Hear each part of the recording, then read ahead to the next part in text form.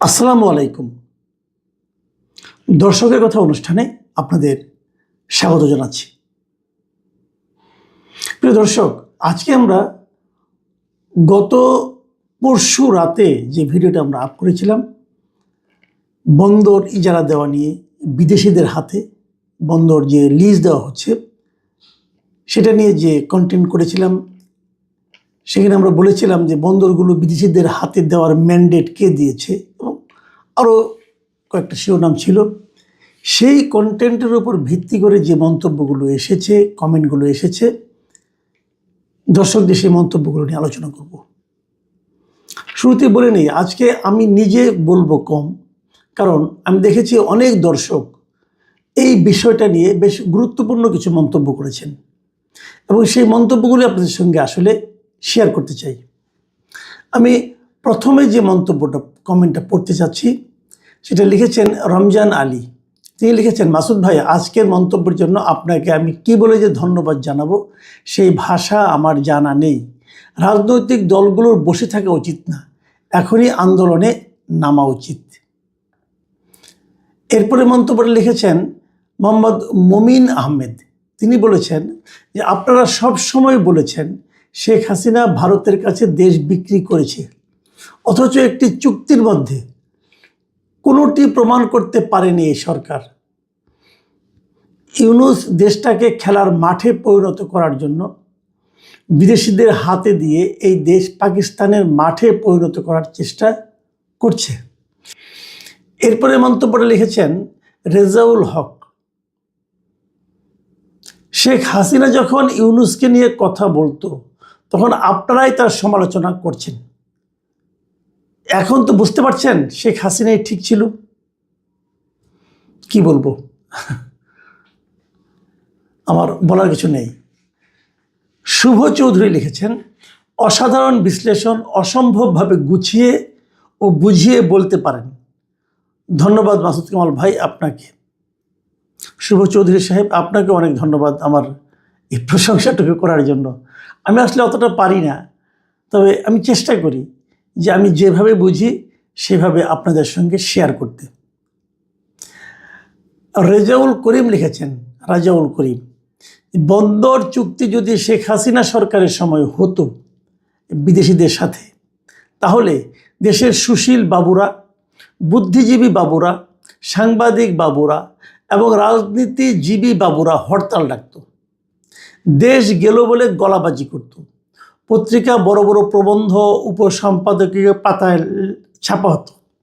কিন্তু আজ সবাই মুখে কুলুপ এঁটে রয়েছে, যেন দেশে কিছু হয়নি।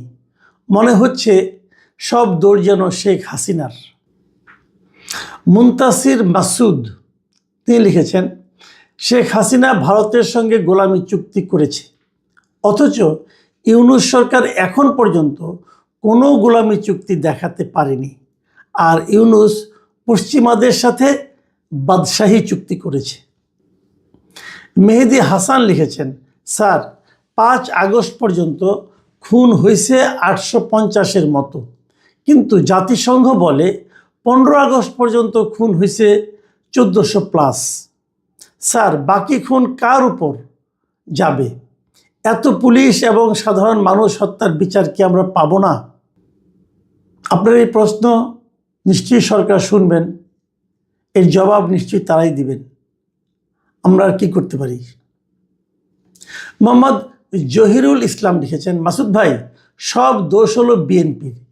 নির্বাচনের লোভে ইউনূসের সকল আকামকে সহ্য করতেছে বিএনপি। তাদের উচিত ছিল শক্ত পদক্ষেপ নেওয়া। দেখুন, আপনার এই কথাটা আমি একেবারে যে উড়িয়ে দিচ্ছি তা নয়। আমারও কেন যেন মনে হয় অন্তত এই ক্ষেত্রে বিএনপিকে আরও ভোকাল, আরও প্রতিবাদী হওয়া উচিত ছিল। তারা কেন করেনি আমি জানি না, বাট আমি হতাশ হয়েছি আপনার মতোই।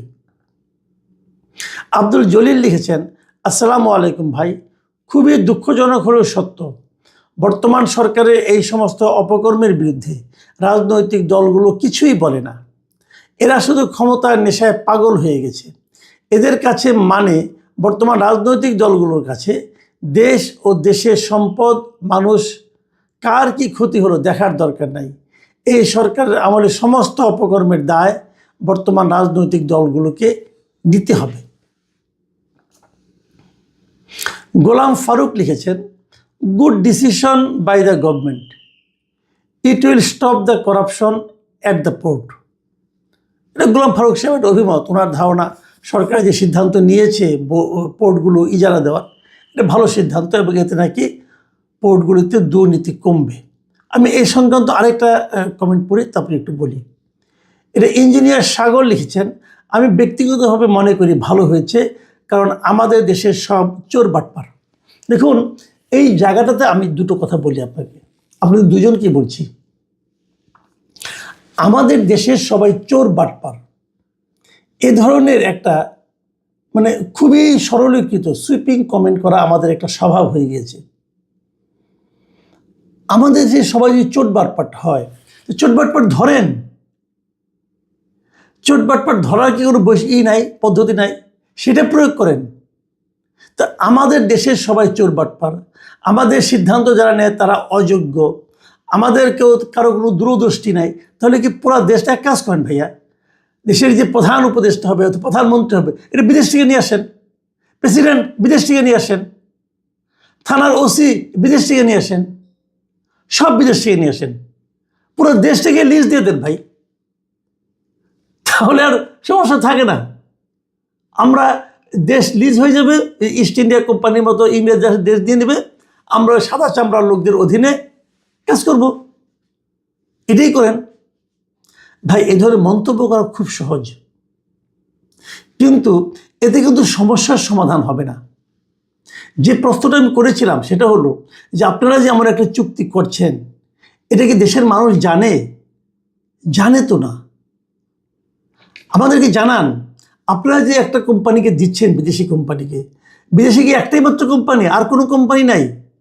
তাদের সঙ্গে কোনো কম্পিটিশন হয়েছে, কোনো টেন্ডার হয়েছে?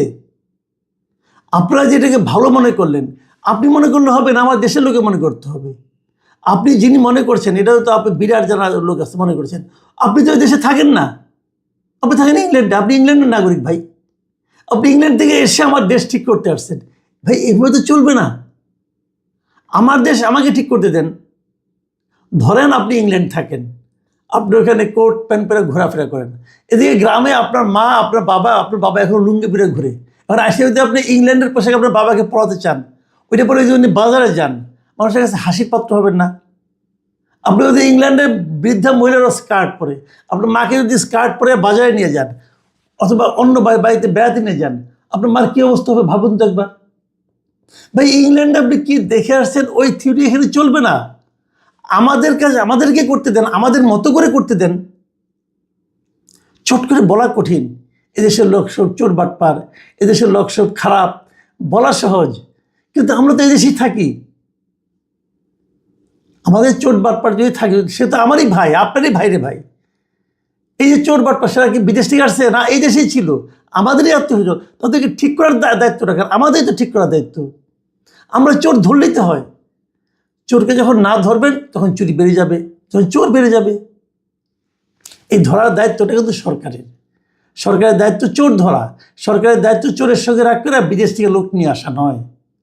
যাই হোক, আমি আরও কয়েকটা মন্তব্য করি। দীপু খান লিখেছেন, যে দেশে জ্ঞানীগুণীরা দুর্নীতিবাজ হয়, সে দেশের অবস্থা আর কত ভালো হবে। সাধারণ মানুষ যাকে বিশ্বাস করে সেই হয় স্বৈরাচারী। হতাশার কথা, কিন্তু বাস্তব। মোহাম্মদ জাকির হোসেন লিখেছেন, 1990 সাল থেকে বিএনপিকে সমর্থন করে আসছি, কিন্তু 2025-এ এসে মনে অনেক কষ্ট লাগছে। কি হচ্ছে? বিএনপি কেন চুপ করে আছে? দেশটা তো বিক্রি হয়ে যাচ্ছে। আল্লাহ আমাদের হেফাজত করেন। মোস্তফা কামাল লিখেছেন, এরা হলো নয়া প্রবাসী ইস্ট ইন্ডিয়া কোম্পানি। এরা বিচার এবং সংস্কার যেমনভাবে করেছে, নির্বাচনটাও ঠিক তেমনই করবেন। হজ বরল, আপনি নিশ্চিন্ত থাকেন। শিলা পারভিন লিখেছেন, অনেক অনেক দোয়া ও অভিনন্দন মাসুদ ভাইয়া। আজকের এই বাংলাদেশের মাটিতে সাধারণ মানুষের কাছে আপনার অবস্থান পরিষ্কার, একেই বলে দেশপ্রেমিক। আপনার কথাগুলো মনে গেঁথে গেছে ভাইয়া, আমার চোখে পানি চলে আসছে। ইফতেশাম ফারদিন এনিম তিনি লিখেছেন, মাসুদ কামাল, আপনার কথা শুনতে শুনতে মোবাইল নিয়ে বাথরুমে চলে এসেছি। না, এটা করেন না ভাই, এটা করেন না। কেন? আমাদের বাথরুমগুলিতে কিন্তু অনেক ধরনের রোগ জীবাণু থাকে। আর বাথরুমে নিয়ে যাওয়া মানে কেন? বাথরুমে বসে বসে মোবাইলটা দেখেছেন অথবা এই কমেন্টটা লিখছেন। বাথরুমে যত কম থাকা যায়, আমি কিন্তু এটা মানে একটা সায়েন্সের কথা বললাম। আমারও একটা স্বভাব ছিল, অভ্যাস ছিল, বাথরুমে পত্রিকা নিয়ে যেতাম, অনেক কিছু করতাম। কিন্তু পরে একজন ডাক্তারে আমাকে বলেছেন যে বাথরুমে যত কম থাকা যায়, বিশেষ করে টয়লেট করার সময়, ততই ভালো। আমি জানি না, আপনি বাথরুমে হয়তো অন্য কাজেও গিয়েছেন, হয়তো মুখ ধুতে গিয়েছেন, অথবা অন্য কিছু করতে গিয়েছেন, আমি জানি না ঠিক। যদি মানে অনেক কিন্তু আমাদের অভ্যাস আছে, এই বাথরুমে বসে বসে অনেক সময় ওখানে কাটাই আমরা। এটা আসলে স্বাস্থ্যকর নয়, আমি যতটুকু জানি আর কি। যাই হোক, আপনার এই কথা বলার মাধ্যমে আপনি আসলে এই ঘটনাগুলিকে, যে কথাগুলি আমি বলছিলাম, এই ঘটনাগুলি যে কতটা গুরুত্বপূর্ণ তারই প্রমাণ দিয়েছেন। দেশের প্রতি এই ধরনের ফিলিংস, এটা আমি খুব জরুরি মনে করি। আমাদের সবার মধ্যে এই ধরনের ফিলিংস আমার মনে হয় থাকা উচিত। এটা হলো শেষ মন্তব্য। এটা একটা বিরক্তিকর এবং হতাশাজনিত মন্তব্য বলে আমার কাছে মনে হয়েছে। মানে একজন লোক কী পরিমাণ বিরক্ত হতে পারেন আমাদের কর্মকাণ্ড দেখে, উনি বোধহয় সেটা লিখেছেন আরিয়ান লিখেছেন, আমি চাই এই দেশ ধ্বংস হোক, আমার সমস্যা নেই, আমি দেশের বাহিরে পরিবার চালাতে পারবো। মানে কি পরিমাণ রাগান্বিত হলে, কি পরিমাণ হতাশ হলে, আমাদের দেশে যা চলছে এর উপর কি পরিমাণ বীতশ্রদ্ধ হলে মানুষ এই ধরনের মন্তব্য করতে পারে। এই মন্তব্যগুলো আমাদের সরকারের যারা দায়িত্বে আছেন তারা শোনেন না। আমাদের যারা বুদ্ধিজীবী আছেন, আমাদের যারা জ্ঞানীগুণী ব্যক্তি আছেন, দেখেন আমরা তো মূর্খসূর্খ মানুষ, আমাদের কোনো প্রভাব প্রতিপত্তি নাই, বাট আমরা কিন্তু আমাদের অনুভূতিটা প্রকাশ করি। এই দেশটাকে তো আমরা ভালোবাসি। দেশটাকে আপনারা খারাপ বলেন ভাই, দরিদ্র বলেন, সব বলেন, এদেশের মানুষ দেখতে ভালো না, এদেশের মানুষ ছোট, এদেশের মানুষ রোগা শীর্ণ অপুষ্টিতে ভুগছে, সব মানলাম। তারপর তো এটা আমাদের দেশ। আমি এই দেশটা ফেলে কোথায় যাব বলেন?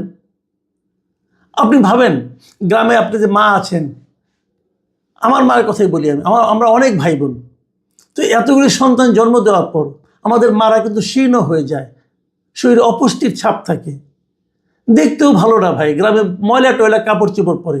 এখন কি এই মা রেখে আমি আরেকজনকে স্বাস্থ্যবান সুন্দর দেখে একজন লোককে মা ডাকবো না? কি এটা আমারই মা, আমি তো মাকে ত্যাগ করতে পারবো না। যারা ওই বিদেশে যে নাগরিকত্ব নেয় তারা তো মা ত্যাগ করে চলে গেছে, তারা আরেকটা সুন্দর মা পাইছে। আমাদের তো একটাই মা, আমরা মা ত্যাগ করতে পারবো না। যদি মার শরীরে অসুখ থাকে, মাকে আমি জঙ্গলে ফেলে দিয়ে আসতে পারবো না, মার চিকিৎসা করাবো। এইভাবে ভাবুন, এটা আমাদের দেশ। এই দেশটাকে যদি আমরা না ভালোবাসি, আমরা যদি দেশের জন্য চিন্তা না করি, আমরা যদি দেশের জন্য একটা পদক্ষেপ না ফেলাই, তাহলে এই দেশ বাঁচবে কাকে নিয়ে? আমি একটা কথা বলে শেষ করি। দেখুন, আমাকে একজন লোক বলছিলেন ওই দিন, ভাই মাসুদ কামাল, আপনি যাতে কথা বলেন, আপনি যদি বিপদে পড়েন আপনার সঙ্গে কিন্তু কেউ নাই। আপনি আওয়ামী লীগের সমালোচনা করছেন অনেক, আওয়ামী লীগ আপনার সঙ্গে নেই। আপনি বিএনপির অনেক সমালোচনা করেন, আপনি বিপদে বললে বিএনপি আপনার সঙ্গে নেই। আপনি জামাত ইসলামেরও সমালোচনা করেন, জামাত ইসলামও কিন্তু আপনি বিপদে বললে আপনার সঙ্গে থাকবে না। আর এই সরকারের সমালোচনা তো করতেই আছেন, তারা তো থাকবেই না। যখন যার প্রশংসা করেন সে অল্প সময়ের জন্য আপনার প্রশংসা করে, বাহবা দেয়, কিন্তু বিপদে বললে কেউ আপনার জন্য এগিয়ে আসবে না। এই বিষয়টা যেটি আমাকে বলেছেন, উনি খুব গুরুত্বপূর্ণ একজন ব্যক্তি। আমি কিন্তু ওনার সঙ্গে প্রতিবাদ করিনি, আমি জানি যে এটা সত্য কথা উনি বলেছেন। তারপরে আমি বলি কেন বলেন তো? আমার কি লাভ? আমাকে কেউ টাকা দেয় আপনার